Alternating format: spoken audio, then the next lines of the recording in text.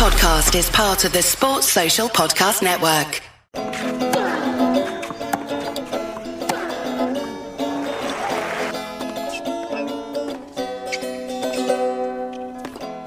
Welcome back to the Love Tennis podcast, where we are all back in our boxes.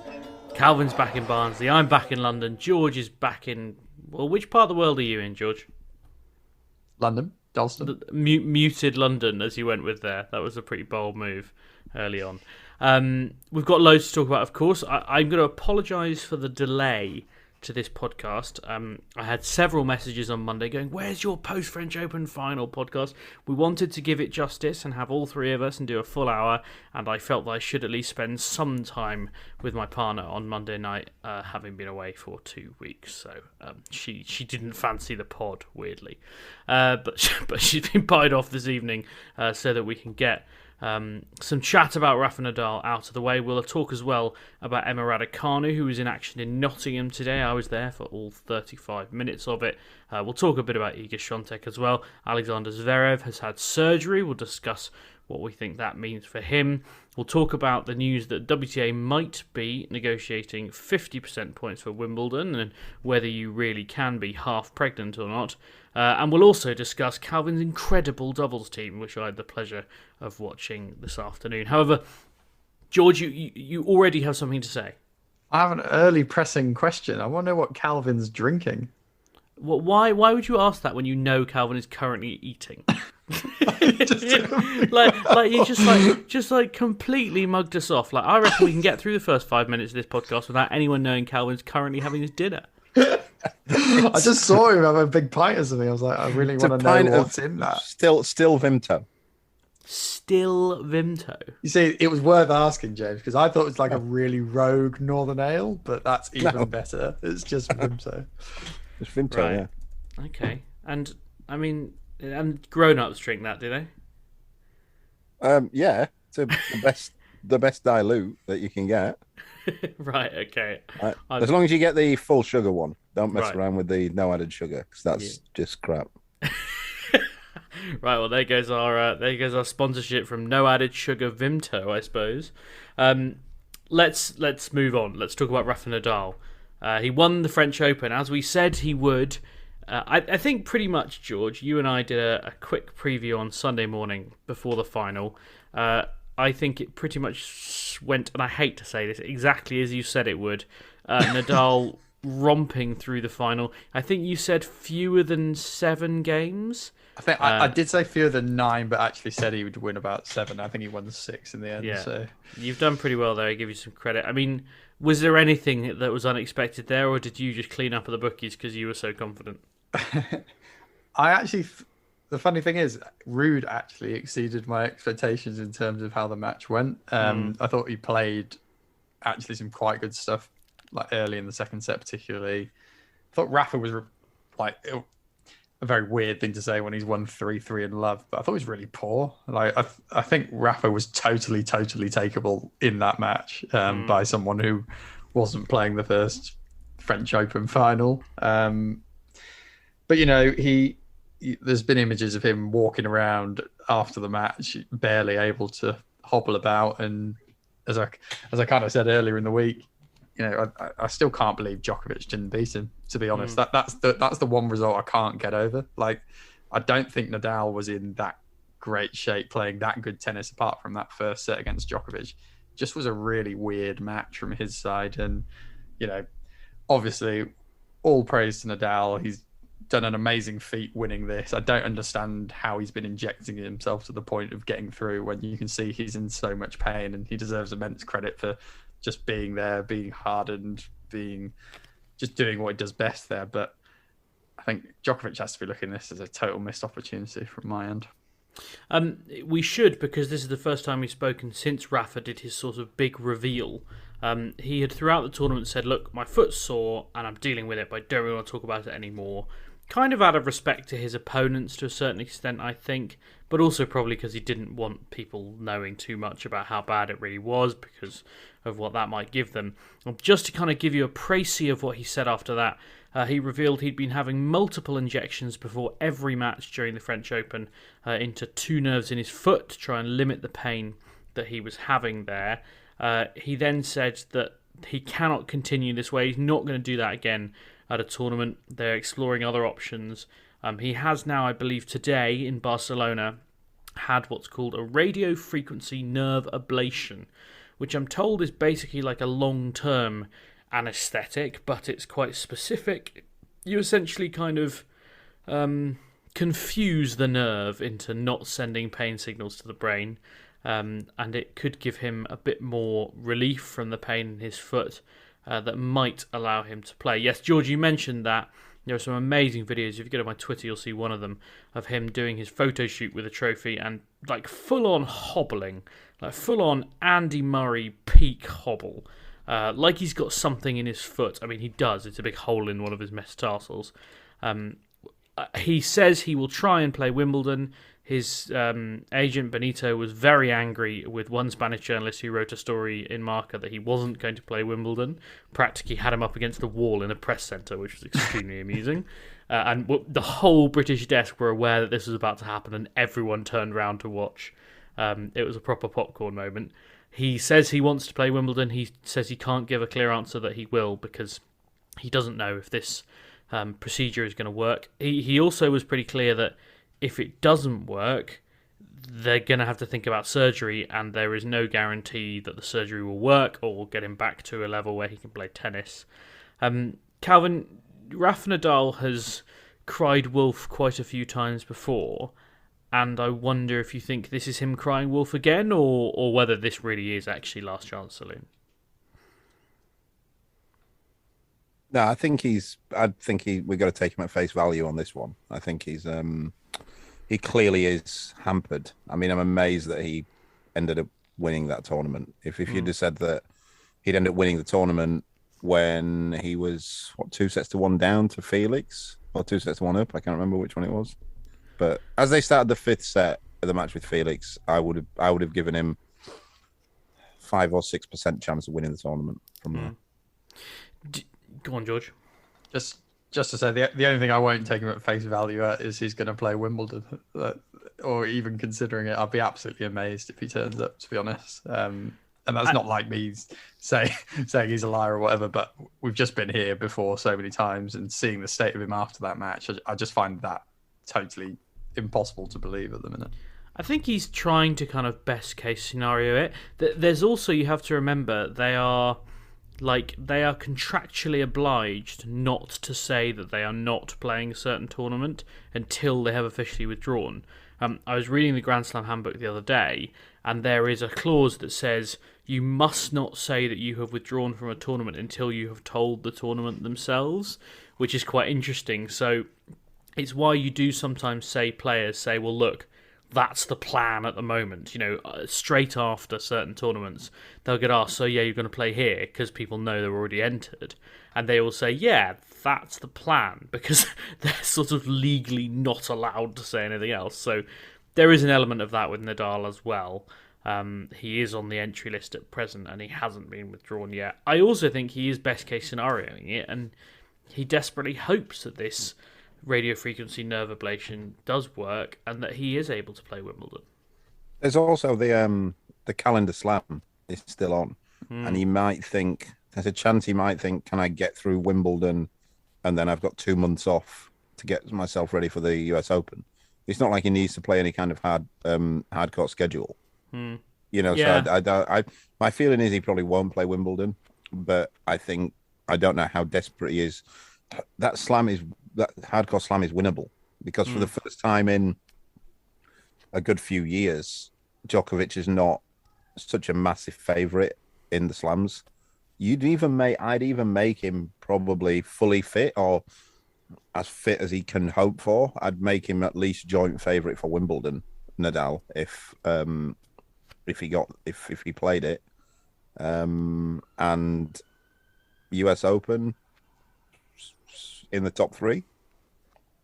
I wouldn't make him joint favourite at Wimbledon, but I'm pretty sure, in fact, I must be right in saying this, that I think this is the first time he's ever been on for the calendar Grand Slam at this point, because the only other year he won the Australian Open, he famously didn't win the French Open because Federer won it. So in terms of temptation, that's a fair point from Calvin. In terms of being rated the same favourite as Djokovic, who's won it about 5 times and has looked virtually untouchable there the last few years. So I'll put a pin in that one, I think. Yeah, but I mean, I think the point Calvin's making is that Djokovic does look fallible at the moment. He looks flat. I mean, he definitely had some really flat spells against Nadal. I think he's only looked flat against Nadal. I don't really agree. Yeah, but he didn't really play anyone else. That. And I mean... No, but I mean, in like the previous tournaments, he was kind of building up, getting stronger and stronger. Like that, that match was more of an anomaly for me than necessarily every other match he played. I'm not saying... I'd say for about 7 or 8 years, he's looked like he's absolutely certain he can beat Nadal in any circumstance. And then the other day, he looked like he didn't know how to beat him. And I think there's some confidence drop. I think if you factor that in, maybe I'd still make Djokovic slight favourite, but not by much at all. This is not the same Djokovic as we had last year or 2 years ago. This is a big drop, and Nadal just seems ageless. The guy just like doesn't get. Apart from the that's the mad thing. Apart from the injuries, he doesn't seem to be physically any worse than he was when he was 21. It's worth pointing out as well that you mention the Wimbledon threats, and I was thinking when you said Nadal might be favourite, might be second favourite. I mean, Alexander Zverev isn't going to be there. Daniil Medvedev, and he wouldn't be a favourite out of him anyway. No, but like he's they're both like Zverev and Medvedev are both guys you would put in the conversation. Neither of them are going to be there. Andrei Rublev isn't going to be there, which I know isn't a big deal. Matteo Berrettini says he will play, but equally hasn't played for best part of 3 months and has had hand surgery. You're kind of running at, you're kind of saying, well, Carlos Alcaraz... Big Marin Cilic.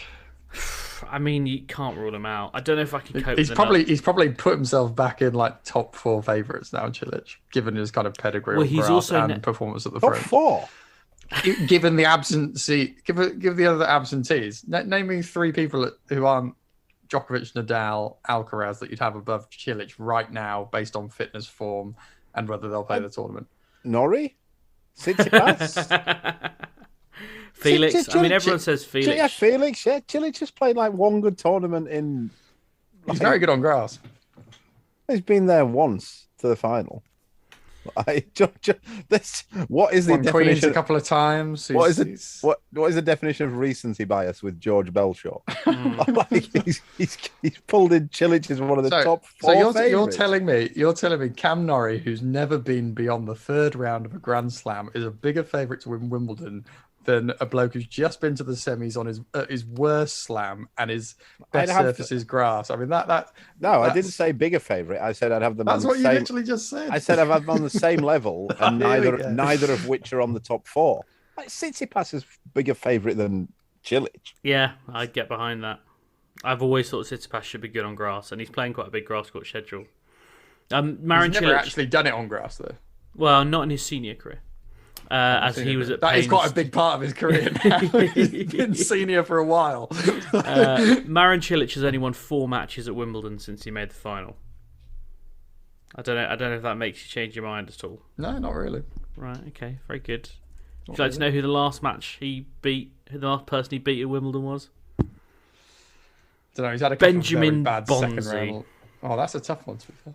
Right, he won it. I'm looking at the rankings. People who I'd have give at least equal chance of winning Wimbledon as Marin Cilic. But I think my point... Tsitsipas bigger favourite.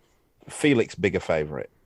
Berrettini bigger favourite. If he's that's it. That's what I said. I said on the form and fitness. Bigger favourite. Yeah. Urkac definitely bigger favourite. Fritz, I'd say bigger favourite. No way. Come on. Fritz has won junior Wimbledon, hasn't he?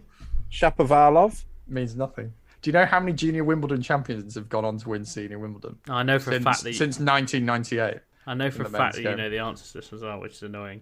I'm going to say 3. Or it was 1 because I saw. Sorry, actually, let's do it since 1992. Oh, okay. Well, that changes everything. 3. Calvin?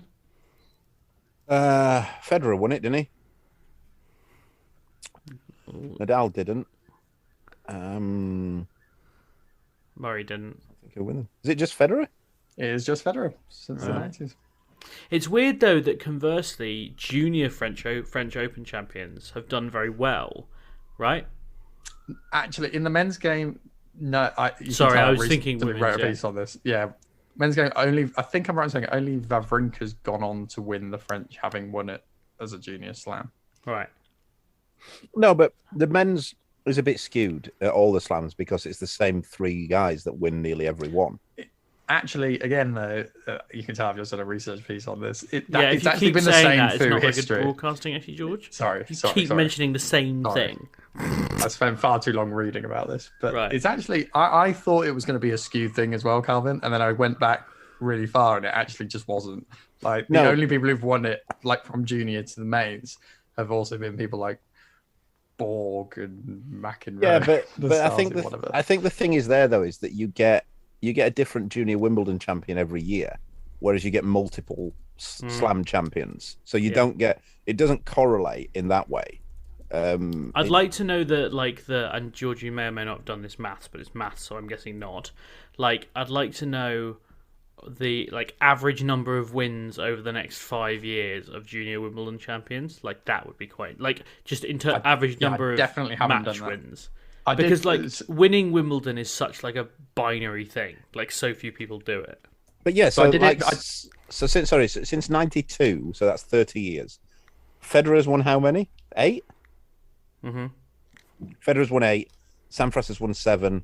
Djokovic has won 7. That's 21. That's 22. Yeah. Sorry, of the last 30 years. It's not a big field of people who've won Wimbledon. Yeah, but I guess what I'm saying, it went further than just from winning the same slam as well. It was actually kind of true of all the slams that not many junior slam champions go on to win.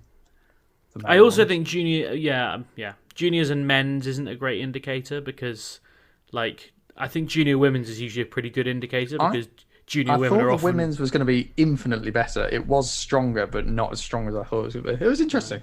Yeah. I'll dig out the facts at some point. We can do it on another. Who have you written this for, George? Oh, just some YouTube script writing. Baseline media. Yeah, quite fun. Right, very good. Remember, you can follow us on YouTube. Love Tennis Podcast. All these pods go on YouTube. You may even be listening on YouTube as we speak. We've got slightly distracted here, but not in necessarily a bad way. A little tiff. Yeah, we were talking about Rafa Nadal winning his 22nd slam. We didn't think he'd be the first to 21. He is now the first to 22. He's got a 2-slam lead. Does this... I know it has for me, but I'll throw it open to the floor. Has this made anyone think about the GOAT debate differently? No, I think it's weird, isn't it? It now seems to have... a year ago, or maybe a bit more, we used to think that whoever won the most slams was definitely the GOAT. Yeah. But now that seems to be less of a discussion.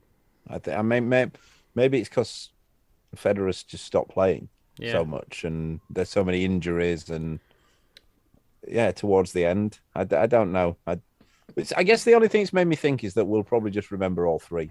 There'll never be a consensus. It'll just be the three of them forever linked in their legacies. George? It's not changed it for me because I still think Djokovic is going to go past him, and he is typically more motivated when chasing this lot. I think that he is on top. I think it's made me... it kind of just experiencing Rafa Nadal, in person at Roland Garros has been different. It's something I've never done before, and I think that has changed things a bit. But it's also made me realise that Rafa Nadal has a year left at best. I'd be amazed. Said that for many years. Well, but this is different somehow. Even he almost said the word retirement the other day in press. He said, I'm going to do this, and if this doesn't work, then, I'm going to have to think about something major, and something major, no, that might not work, no. And, he almost said it, and he was like, I can't say it, because if I say the word retire, all hell will break loose. And he was right, and it almost did anyway. I just think, next year's French Open, that might be that. So, do we think he's winning more than the 22 he's got now? Then, if he is finishing in a year, is he winning any more slams? Well, he might just anaesthetize his entire leg for Roland Garros next year, and he could probably still win it. I tell you what was amazing was that, like, in the whole tournament, did he have an injury timeout? It's a great question. And he was clear. This is what I find fascinating about him, is that, not fascinating, just I look at it in admiration, that he's clearly in pain, in brutal pain, and he's not willing to show anything at all. Although, in fairness, I think actually in Roland Garros, at least during the matches, I don't think he was, because he had just basically he couldn't feel his whole foot. He said, "I couldn't feel my whole foot; it was asleep." So I think actually the pain was probably waking up the next morning. Like there was an occasion when he trained away from Roland Garros. He trained at Jean Bouin, which is not unreasonable or unusual, but he specifically trained away and only trained for half an hour rather than 90 minutes. Whereas on Saturday, he trained on a public court. He had 1,000 people in there to watch him, and he did 90 minutes and more. So I think there clearly were mornings when he woke up and was like, "Oh my God, that's sore." And then the doctor puts the needle in, and all of a sudden he can't feel his foot anymore. And there were moments, whether it was pain or not, that he just didn't move quite so well. There were real dips against Ruud where he just didn't look like he had that kind of spark in his movement. I think, and probably the same against Djokovic, to be fair. You know, the way he was moving in the start of the match compared to sets 2 and 3, where we all just thought the writing's on the wall here. He's not hitting the ball as well. He's slowing down a little bit. It's all going on. I think I don't want to bang on about the Djokovic point too much, but the other thing I would say is that he got a hell of a get out of jail free card against Zverev, didn't he? I mean, would he have got through that match? That will be a fascinating thing to think about, like the parallel universe where that match goes 5 sets and they play for 6-7 hours. I thought Zverev was going to win that. I'll be honest. Like at that stage of the match, I thought Zverev was actually going to do it, which I don't normally do with Zverev in slam matches that look really tight. You always think something is going to go wrong, but he just felt like he was staying with him the whole time and kind of playing the very, very long game, like, can Nadal outlast me? And I thought he might win that. He was playing sensibly enough. I'm sure Calvin will tell me I'm utterly wrong on that point, but you know, that was a hell of a break, like for Zverev just to snap at that stage of the match. It was really finely poised.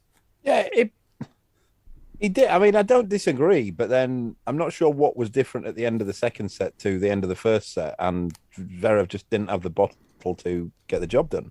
And I just think that I think the same thing would probably have happened in the second set tiebreak. That it's possible, but it's more about the cumulative damage he was doing. But Nadal knows, fellas. Nadal knows that. I don't think Nadal fancies Zverev at all when the pressure's on. You can almost give it like it was almost a bit like when Federer played Djokovic at 2019, and Djokovic was just sort of clearly thinking, "All right, let's get it. I'm playing shit. Let's get it to a tiebreak and see if you can hit 7 winners past me." and Zverev, I think Nadal did the same the other day. He couldn't have put the first set on tiebreak on a plate anymore for Zverev. He had like 3. I think from about 5 all, he had 5 mid-court forehands or backhands to hit, and he didn't win any of the points when he had those.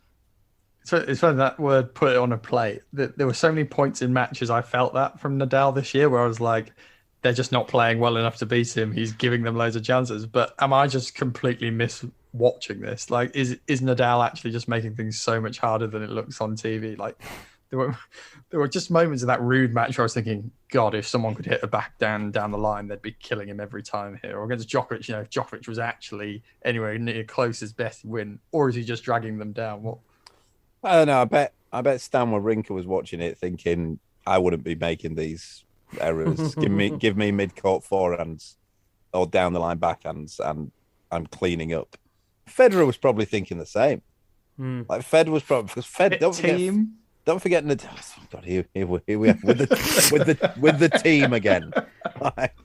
George religiously backing a bloke who hasn't won a match since pre-COVID. George thinking, you think Dominic Thiem was there thinking, if I got these forehands, I'd be putting them away. You've seen Dominic Thiem hit forehands in the last 2019. Dominic Thiem was thinking that. I probably would, yeah, but I mean, Federer would be the one. Nadal's not beat Federer since, when was the last time he beat him? Was it like 2014 or something? No, I beat him at the French Open like 20. Oh, he did, yeah. He won that 19. one match. Yeah. Well, that one match of the French, wasn't it? Right, yes. I think we're agreeing that Alexander Zverev has no bottle. I can certainly get behind that.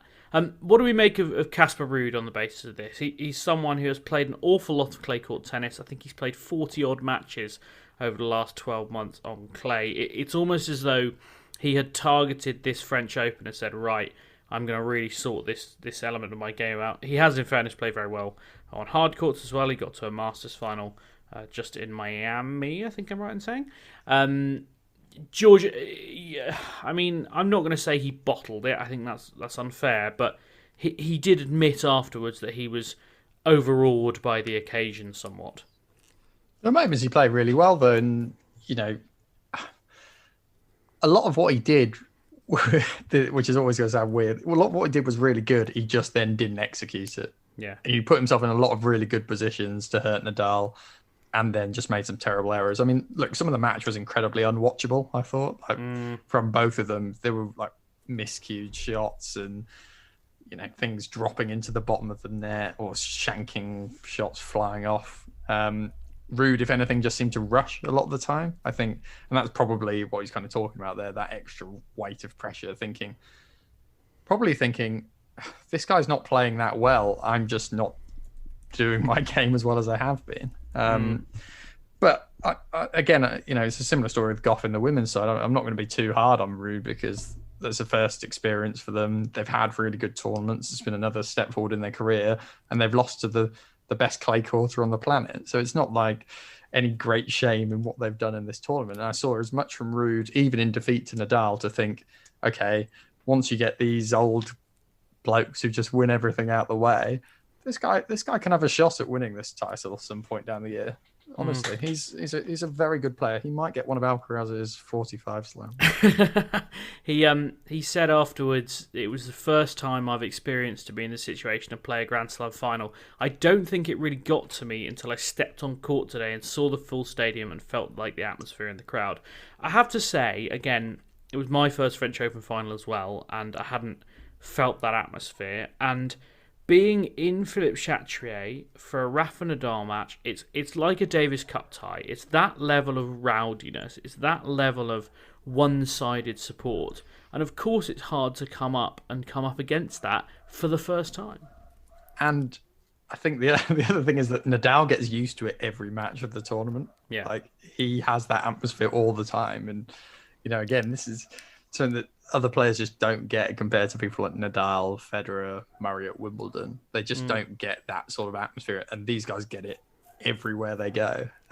So, yeah, of course, for someone like Casper Ruud to walk in, it's going to be pretty daunting. He's probably played out on stuff like court 14 at points in this tournament. He's the 8th seed, but he's not commanding a show court because he's a Norwegian bloke who'd never been anywhere close to a Grand Slam final before. That might change a little bit for him next year, but he'll only learn from that sort of experience, hopefully, and take it forward. Out of interest, whose dog is barking? It's not. I don't have a dog. It's not mine. George, is that a dog barking at you outside your window? I can't hear a dog at all. Oh, interesting. Maybe there's a dog in my head. The police sirens were yours, were they? You're in quite a dodgy part of North London. I assume the police sirens were yours. I'm in a hip part of East London. Right, okay. But could well be me. Yeah. My headphones are a bit noise cancelling, so there could well be a dog and a police coming from behind me. I heard a dog come in through the earphones. That's why I took my earphones off. I think George has got a dog and a police car. It's exciting. You get everything on the Love Tennis podcast, and you can't say it doesn't feel real, and you know for a fact that we're not in a studio. Let's move on to the women's final, because George and I talked about it a little bit, but we didn't have Calvin's input, of course. Calvin, I guess Swiatek was the winner we expected, and there's nothing like that, but it was the final that we wanted, and it was also important that Coco Gauff I guess, got the first one out of her system, because it did feel a bit like a bit of a sort of first timer, you know? Yeah, a bit of that, but I also think, and I think she's great, and I think she's going to be a multiple slam winner, but she's just not as good as Swiatek at the minute. I don't think it was really in watching it, I don't think it was really a case that she froze or anything like that. She's just, her level at the minute isn't as good as Swiatek's. I think it will be. Yeah. The second serve in particular seems to be a problem, although she kind of denied that afterwards, but I mean, it kind of objectively was. And, you know, Swiatek returned a bit like, she reminded me a little bit of Serena on those second serve returns, just, you know, getting so far inside the baseline. I mean, in terms of trying to improve that, and we had a bit of a chat today at Nottingham about levels and players who you think can improve. How does one go about something like the second serve? What do you do about that? I actually think it's one of the easiest shots to improve, especially with females around about that age. I think if she gets some decent coaching, which I'm not sure if she does at the minute because she goes to Muratoglu's place. No, that's been harsh. There are some good coaches there. He's just not one of them. Right. But yeah, it's a shot that, you know, a good coach would feel pretty confident in being able to improve over time. It's more of an issue if your first serve is a problem, I think, because that would mean you've got some technical flaws, but she doesn't. Her service technique is pretty good. Yeah. I think it's just a strength thing and a confidence thing, and maybe just some guidance on how to go about using. The other thing that kind of went to pieces a bit was her forehand, but she made a good point afterwards that she said, there were a lot of forehand errors today, but, you know, people don't understand that you don't get the chance to hit a clean forehand against Iga Swiatek because she's invariably putting you in a position where you can't, you know, get a good strike on a forehand. I thought that was a decent point, actually. Watching it live, it felt a lot of the time like Gauff was getting to a forehand ball half a step at least, if not more, too late, and then just throwing a racket at it. And I guess inevitably you're going to miss that way. Yeah, to a degree. I should say again there that I'm on the Muratoglu thing. I'm not sure she actually does go there. I think he just jumps in the box. But her dad wears all the gear quite religiously, so I don't know what the arrangement is. But I mean, this is one of the things that really enrages me about tennis, is that we're never quite sure who is coaching who, or why, or for how long. Or I mean, you know, the Raducanu thing is not unique. There are plenty of times when players will come to a tournament and one of the first questions someone asks them is, "Oh, can you just clarify who's in your box this weekend? Because there's some bloke we've never seen before." And they're like, "Oh yeah, we've got this new coach." And I think people are really interested in that. And it actually, in terms of telling stories to like viewers and listeners and readers, it's really important to know who those people are. But I think that players, and I actually have spoken to a couple of agents lately who find the obsession with who's coaching who baffling. And I'm like, but this is how people understand what's going on. They need to know what the team they're supporting is. You know, Calvin, you would hate it if you didn't know who the Manchester United manager was until they turned up on the day. It's been a bit like that, to be honest. Yeah, I think it happens more on the women's side, though. It doesn't happen so much on the men's, I don't think. I mean, I was thinking just the other day, a couple of players who I know were working with certain coaches who've not been in great form, and you think that's a matter of time. But they stick with them, and I think, you know, it's often the right approach. I think if you think that person can still help you improve and that kind of thing, and it's good to see the players not just lumping all the blame on a coach. Yeah. But at the same time, sometimes you just need a fresh energy around the court and around the camp. George, how much do you think Coco Gauff's got to give? Like, has this revised your opinion of what or how good Coco Gauff is? I think it continues to revise my estimates of how good Swiatek is more than Gauff. I just really struggle to see who's going to be stopping her anytime soon. Like, I know, I still agree with Calvin. I think Gauff will win multiple slams, but I've always thought Gauff will win many slams. And we're talking about someone who could get up to maybe 10 slams or I famously remember someone saying she'll pass Serena Williams' record when she just first came. Subaka or something. Subaka. So, the hype's been there a long time, but I guess Swiatek was someone I've typically before this year said she should win, 3 to 5 slams. Now I'm like, crikey. She'll win 3 to 5 slams this year. Yeah, she's playing unbelievably. And what Gauff's kind of saying about her forehand not working that well against her, I actually think the Gauff forehand is an area that needs a lot of work comparatively. She is a player I do watch. Sometimes I think, the backhand does look significantly stronger in inverted commas, and to not vex Calvin, the backhand is ever a stronger shot than the forehand. But I think that is a shot that has been a little bit problematic in her kind of senior years. But the thing that really stood out to me was just how many easy winnings Swiatek was putting away. I said this on Sunday, that they were just landing a yard inside the court, and Gauff was always like 3 steps away from them, and she'd not been pushed that far wide. I mean, she's hitting so clean, so heavy, so hard.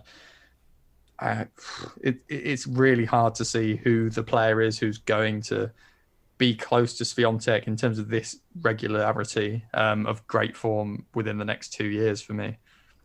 Next, we're going to talk about injuries. Alexander Zverev and Emma Raducanu.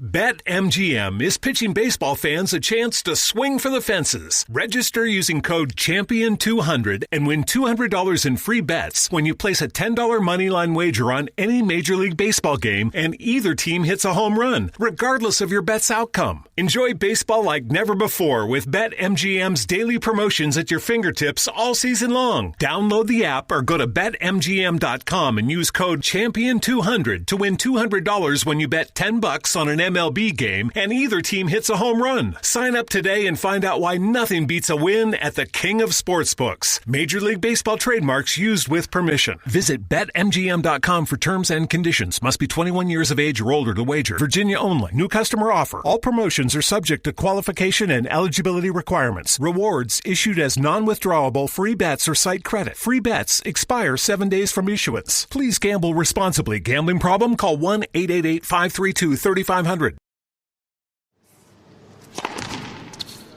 Alexander Zverev revealed on Instagram today that he has had surgery. He also revealed a little bit about the full extent of his injury. He flew to Germany to have surgery. Well, he flew to Germany to see some specialists on Monday. They said he had torn all three lateral ligaments in his right ankle, which sounds incredibly painful. So he's had surgery. He says to return to competition as quickly as possible to ensure all the ligaments heal properly and to reclaim full stability in my ankle. Surgery was the best choice. My rehab starts now and I'll do everything to come back stronger than ever before. Not a surprise, George, to see him have surgery. I suppose we would guess that's him probably out for the meaningful season. Yeah, I mean, I don't think he'll make Wimbledon. Going out on a limb there. Yeah, I mean, I guess it depends to what degree the ligament damage is, but anything around the ankle, it's all three of them, George.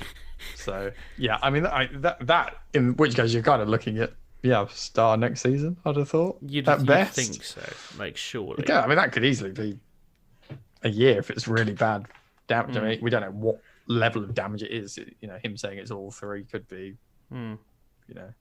over-egging the pudding a little bit. It might be a slight strain on one, but presumably it's pretty horrendous. And I would say it's a shame for him. I'm not particularly a huge fan of the bloke, but he's been playing good stuff. I think he's played pretty well. Was rising up to number 2 for the first time.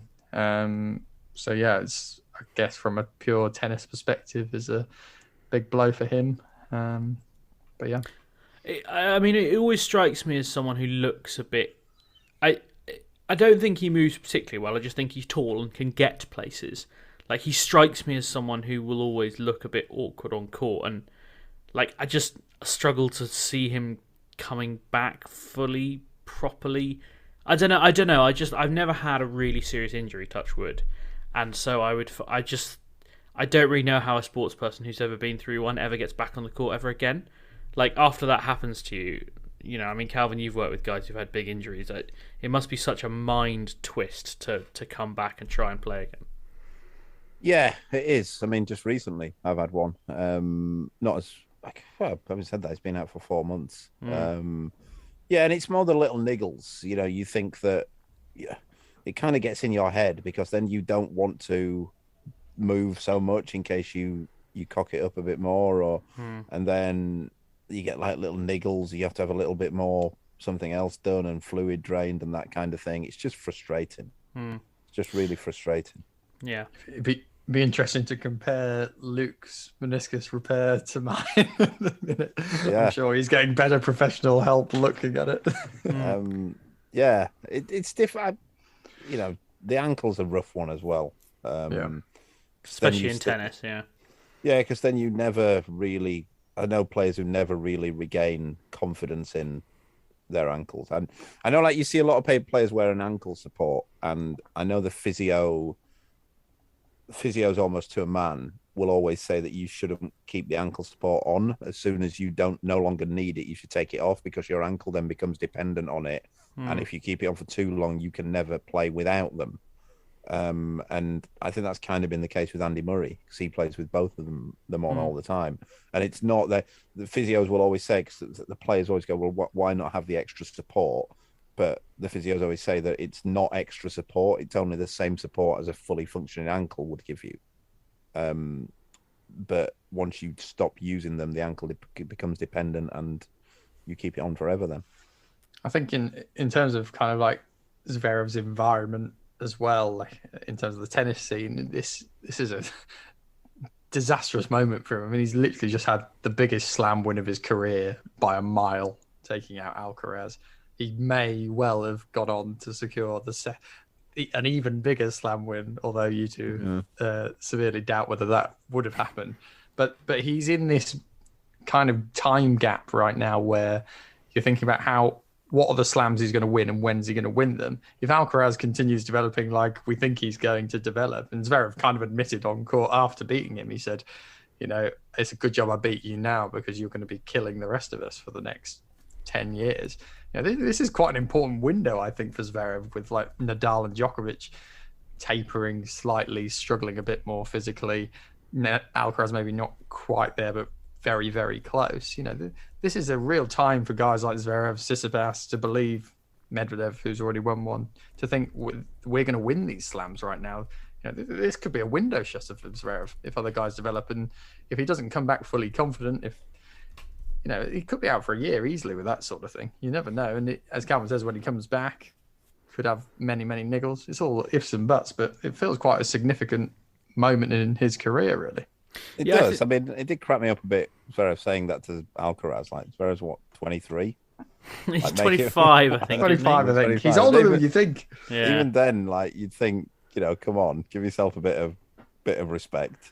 Like, it is a weird situation for those guys, though. Like, Tsitsipas was asked about it after he lost to Holger Rune, and, you know, it was quite direct and it was a bit uncomfortable. And he said, well, look, I'm still hungry. Like, I'm still chasing here. Like, yes, I'm being chased as well, but that's the position you want to be in. I'd much rather be being chased than to be the chaser, which makes perfect sense. And he's just in this kind of weird spot as well. An awkward Stefanos Tsitsipas interview. That doesn't seem likely, does it? Yeah, exactly. What gen are these guys now? Is it the next gen? Oh, what this like Ruud and Alcaraz? I don't know. There's something. They've got a rebrand, don't they? Well, I guess if we look at just those two, like, they're both quite similar in that they're pretty, like, brash, and I mean, not necessarily in a good or bad way. Just I think they're quite outwardly emotional, and quite sort of unafraid to show that emotion on court. Where I feel like because Zverev, Tsitsipas, Medvedev were the sort of pretenders to the throne, I think they almost felt a bit, you know, deferential and a bit embarrassed about getting fired up against like Federer or Djokovic and Nadal. Alcaraz and Rune have none of that. Like, there's not a deferential bone in Holger Rune's body, I think. Like, he is perfectly happy to come out and be like, yeah, I'm here to win. And, like, I think that's a hugely positive thing as well, by the way. While we're on the subject of Rune, because I've realised I didn't put it in the order of play, how good is it that we've got a kind of mini rivalry going in tennis again? Two blokes who hate each other. Yeah, I mean, I'm all for it. Like, we talked the other week about how we needed more Scandinavians at the top of tennis, and now we've got two, and they seem to absolutely despise each other. Yeah, I mean, I'm entirely here for it.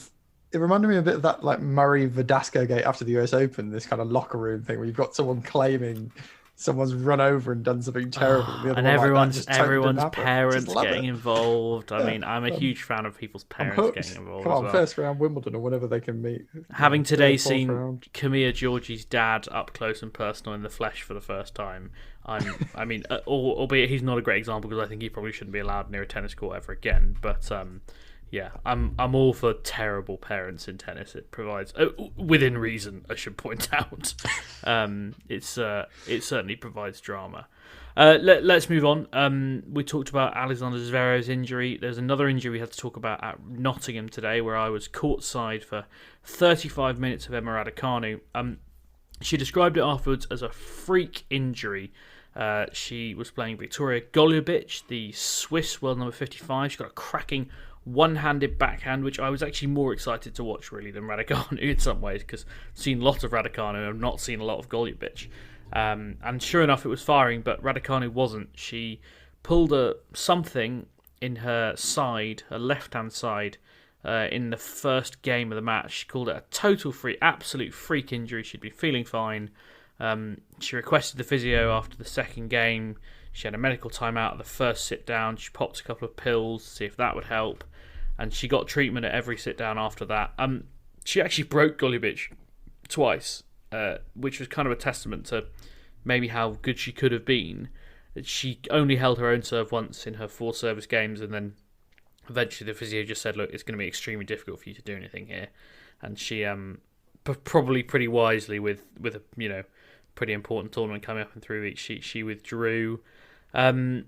George, you were mentioning that there's already an article up from just one random doctor saying, well, she's probably going to miss Wimbledon, almost certainly going to miss Wimbledon.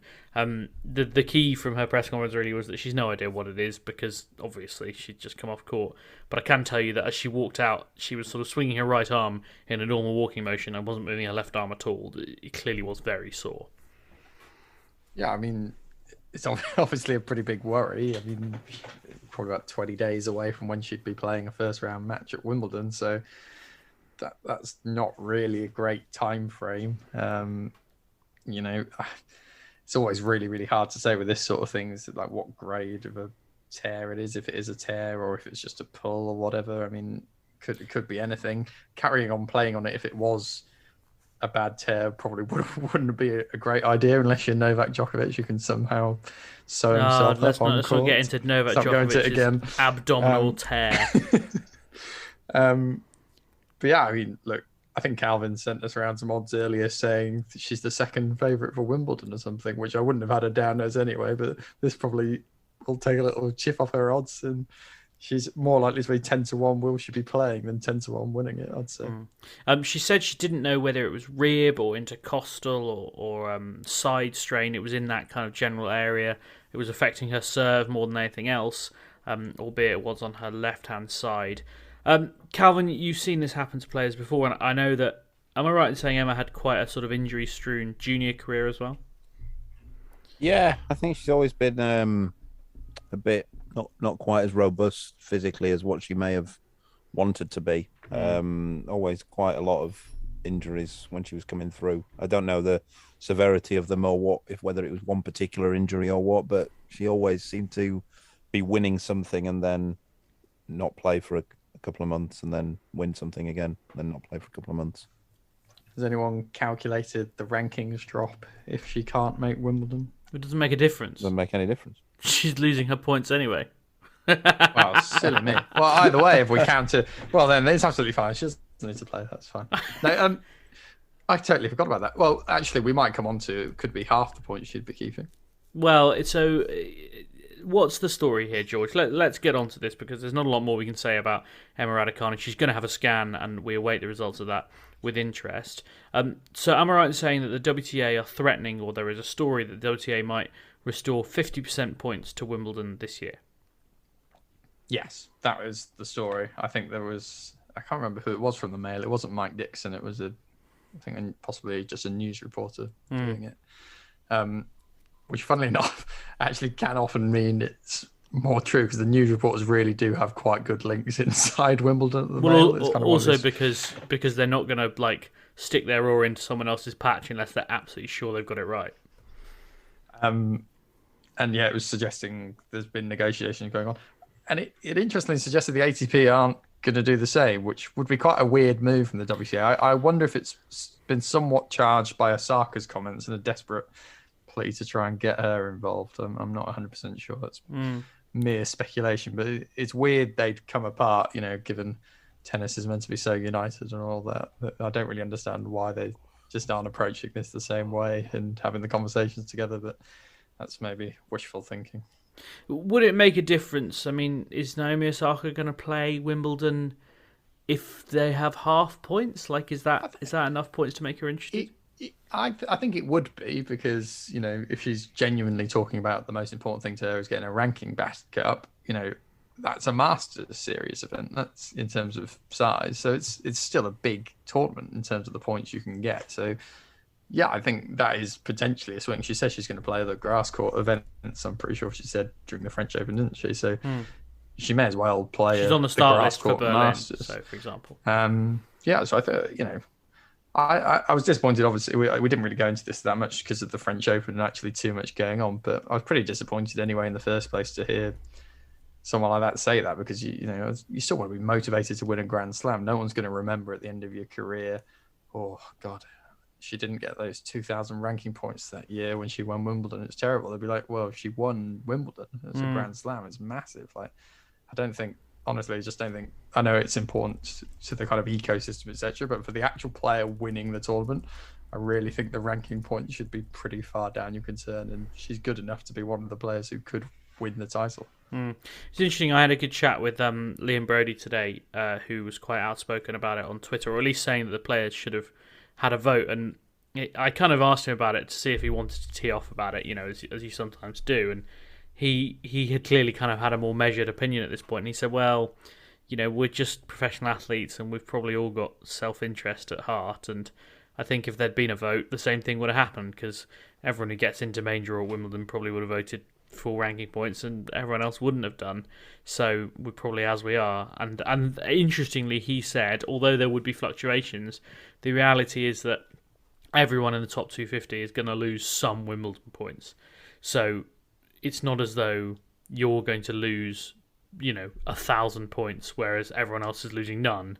You might just fluctuate a bit. I thought that wasn't a bad point, to be honest, because he's obviously going to lose 45 points from last year because he made the second round. I thought that was an interesting way of looking at it, but I suppose we await with interest to see exactly whether that comes. I mean, it should be pointed out the Wimbledon start list came out last week and Naomi Osaka is still on it because she is not officially withdrawn. It is an automated list.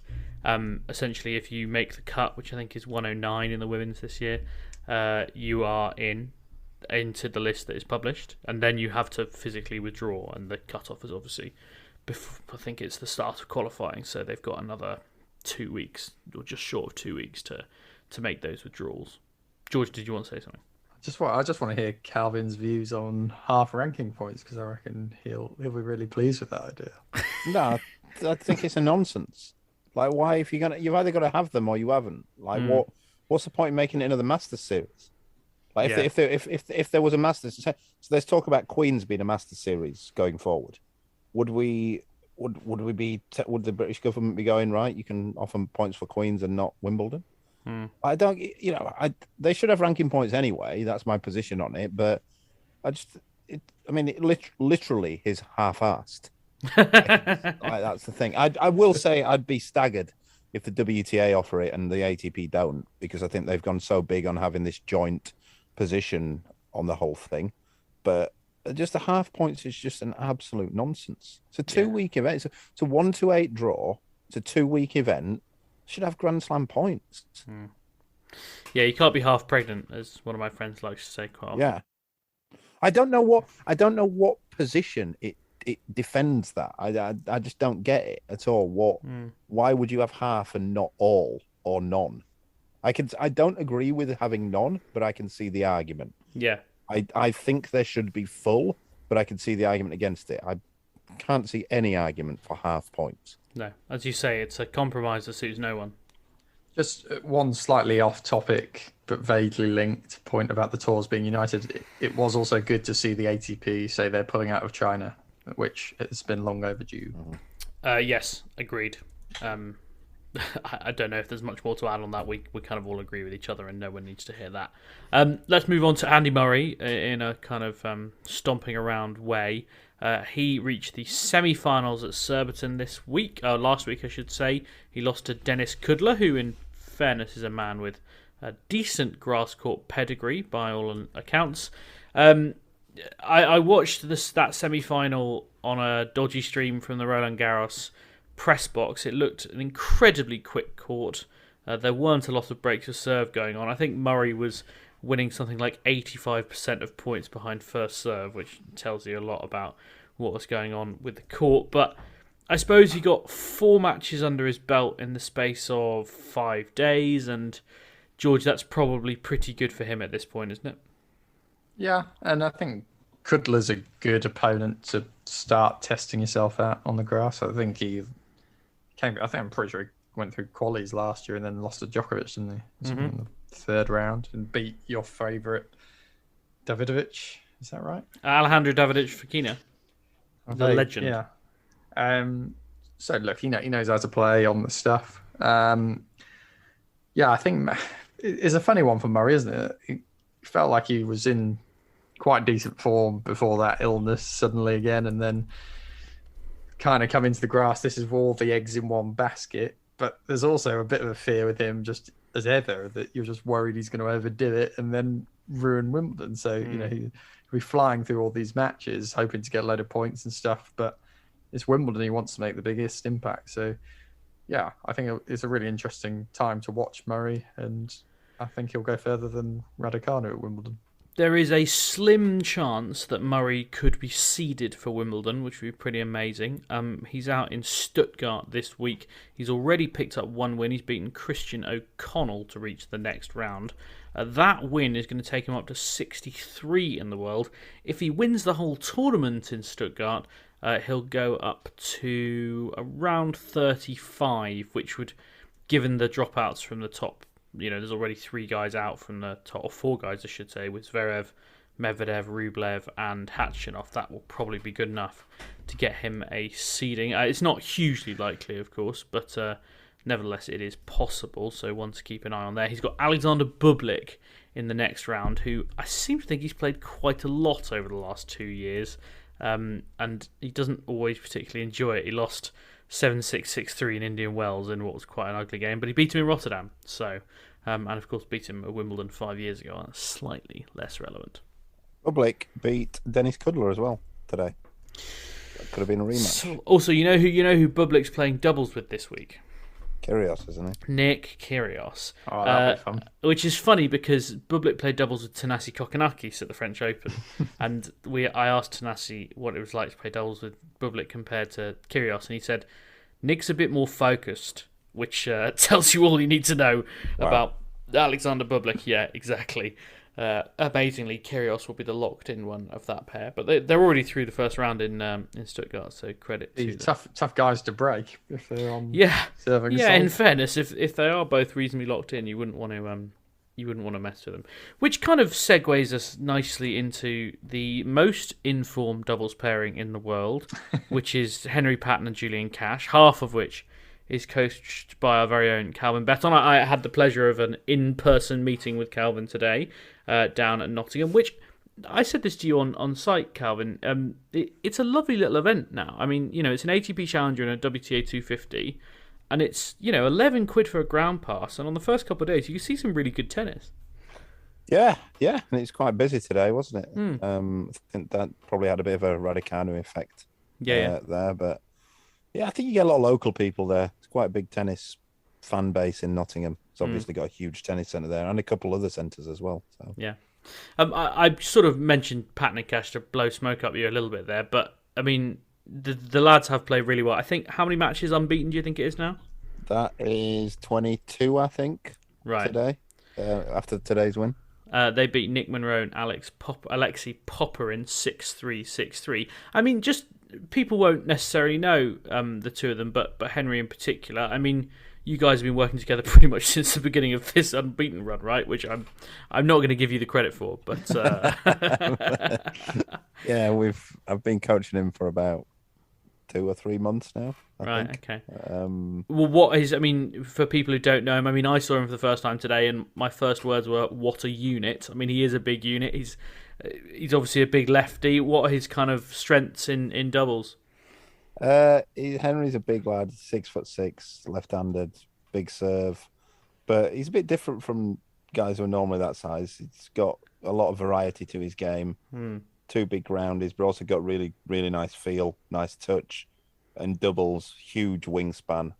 You got to work to get the ball away from him, and they follow Louis Caillet's doubles system as well. They've been very good at following that to the letter, which leads to a lot of wins, as we know. I believe they've either got the top seeds Vavasori and Valkov, or Kukukin and Millman, which sounds like 2 singles players who've ended up playing doubles together. I mean, I assume you often say that seedings in these events, certainly at futures level, are a bit misleading, but I'm guessing at challenger level they're a bit more reliable. Yeah, but a little bit. But in this one, everyone's so tight. So the second seeded pair, Ramanathan and JP Smith, Henry and Julian beat them last week at Surbiton, where they were only seeded. I think they were seeded 3rd or 4th there.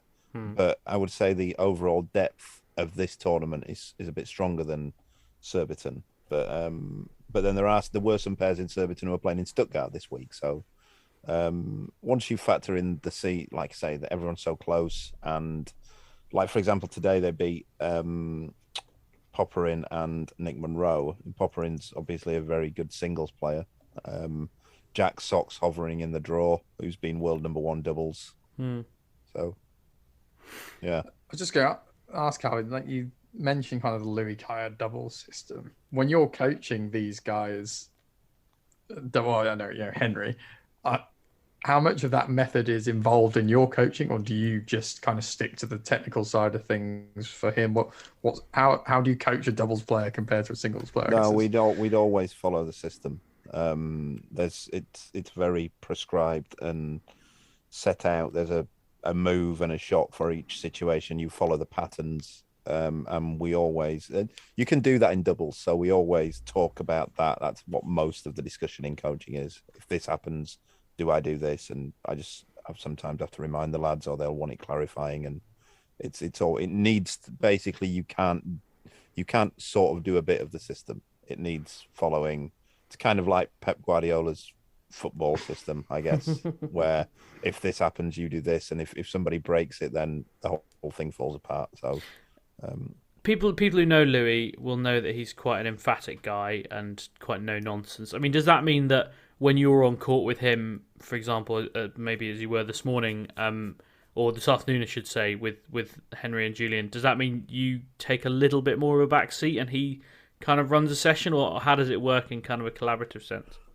It's not that he runs the session, because even the practices are pretty subscribed. So I know how the practice will work. And then even when Louis is there, we'll do that. But it's the same. The practice session, unless you need to work on anything particular, the practice session tends to be the same every time you run it, every time you train. So there's not that never changes. And then Louis will come in with some sort of technical advice and some tactical advice, but again, it's all the stuff that we'd usually do anyway. It's just him that's saying it, and it's just more of a different pair of eyes. And obviously, he's got a presence when he's there as well. So yeah, I guess when we're both there, I'd let he'd lead it a bit more, just because we don't have him there all the time, and they have me there all the time, so we might as well make the most of that. Yeah. Interesting stuff, and yeah, best of luck in the quarterfinals and beyond. Yeah, do keep an eye out for Pat and Cash, which confused me today because I was asking about them at a desk to find out which court they're on, and then someone said Pat Cash is here today. Yes, and I was like, well, that is interesting, and I've just realised how amusing the doubles partnership name is. So yeah, well, it's funny because somebody, when I was there watching with Louis, a lady was watching for about the first 5 games, and then she came over and was fully convinced that Julian was Pat Cash's son. And which he's not, right? We told her otherwise, and she still wouldn't have it. So, yeah. It's also vaguely amusing that you keep going on about them having to follow the patterns. So. Yeah. Oh. There's a lot of punnage going on here. I mean, if they win Wimbledon, we're going to cash in on that headline. He makes that groan there, but I know first thing he's doing tomorrow is cracking that joke to Henry and Julian before the match. I can virtually guarantee that won't happen. Let's move on very finally, because we are running out of time. We do need to congratulate our fantasy victors over the last couple of weeks. If you're on the email, then you will have already had a congratulatory email from me. You can sign up for that every time we do a fantasy game. Just put your email address in and you'll get, well, about twice monthly updates from me. I had an email. I wouldn't say it was that congratulatory to me. I think you said no, most George, people beat me. I came out 46. That's not 46. most people. I beat three-quarters of the field. A lot of people beat you. I congratulate Nole, who absolutely romped to victory, actually. 46.5 points compared to second place, Adrian Alcaraz with 43. A lot of points for Holger Rune, Coco Gauff, Sloane Stephens as well. And no ducks, which I think is very impressive. Everyone picked up some points, even Novak Djokovic, who I'm assuming Nole supports. In third place, because we do allow Russians, we're not like Wimbledon, Skushtina picking up third place, and then a whole group of people in fourth. Diego Punt Break, Ben Matchpoint Canada, Big Bods 1, all tied for fourth. Anyone else for the top 10? Feeling 22, The Onliners, Team Ross, and someone called James Gray, tennis expert, which actually was me. And probably if you name your team that, you need to do quite well. Did you actually put Calvin's ranking in the email? I've not actually seen this, but I would very much like to know his final ranking. It was officially 75th. Which, is pretty. It's not that bad. It's not way worse than that. Bad. Could have been a lot worse. It just started badly, and then the less said about the middle, the better, and then it kind of tailed off. But yeah, it was a rush team. I know. Calvin. I didn't get to do it. I didn't look at the draw. That is bold. Rushing to get it in. But I would urge anyone who does it for Wimbledon to look at the draw, which is out on Friday at 10 a.m. before. I often find it doesn't help me. So. Well, the thing is, Wimbledon, you've got a full weekend because the draw comes out. I don't open the game till after the draw. Draw comes out Friday at 10 a.m. and obviously play starts Monday at 11 a.m. So you've got a full 72 hours. That's why the French is the hardest. I think there is too much pressure on that weekend. There's too much going on. You've only got you panic. Yeah, it's not a lot of time. But thanks to everyone who played, and best of luck. It will be open for Wimbledon again 2 weeks on Friday. I'll be opening that particular spreadsheet, which means I've only got 2.5 weeks to build it. George, have you got any other business very quickly? James, I actually have one question for you. Are you going to tell us your little grass court season this year? Are you going to be bouncing around much? I know you've been to Nottingham today. I'm not. I suppose I am to an extent. I'm not going to be at every day of all of them. I was up at Nottingham today. Had some really nice time with Liam Brody and Sonic Artal and Miria Sakari as well. So watch out for those interviews. It was a pretty good day actually, and I also had an ice cream, and it was on expenses, so even better. And then I am going to go to Queens, and I will nip down to Eastbourne for a day or two, probably just to do a couple of interviews and see a little bit of tennis and maybe visit my grandmother, who presumably lives down there. There's a great media meal at Eastbourne, James. That's one of the lovely perks of the year. Georgia, I've already heard about your behaviour at the Eastbourne media meal. I don't think Gigi Salmon's ever recovered. But that's maybe less said about that, the better. That's all we've got time for this week. Thanks very much for listening. Do leave us a rating and a review wherever you get them. And I promise I will read the mailbag next week.